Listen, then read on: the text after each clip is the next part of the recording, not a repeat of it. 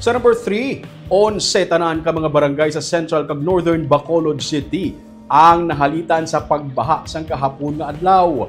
Isa pa ka motorcycle rider ang ginreport nga napilasan matapos makabunggo sa ginakayo nga baral sa Barangay Singkang Airport sa Bacolod.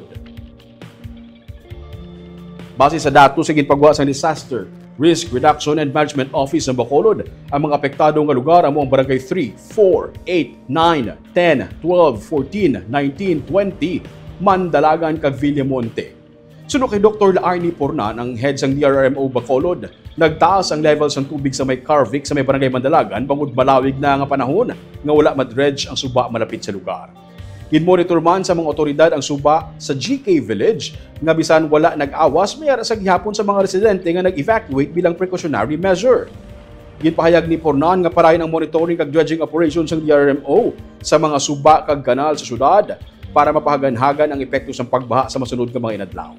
May isa ka motorista nga nahulog sa manhole sa corner ng 12 kag Lacson Street sa Bacolod City. Kag may isa pagid ka motorista sang kagabi nga nabunggo sa baral sa may taytay sa Singkang Airport malapit sa mall nga nag-angkon sang fracture sa tiil. Wala sang early warning device ang ginakayo nga baral kag naalang-alang na ang biktima kay may tubig pa nga nagtipon sa tupad sini. Nagakinahanglan karon mo operahan ang amo nga pasyente. Base sa weather update, wala sang bagyo kag malayo-layo pa ang LPA pero ang easterly so kung mainit nga hangin gikan sa Pacific Ocean, amo karon ang nagadala sang ulan. Buwas ginapaabot nga posible mangin bagyo na ang LPA kag magasulod sa PAR. Kag kun mangin isa na ka bagyo, tawgon ini nga Ramil.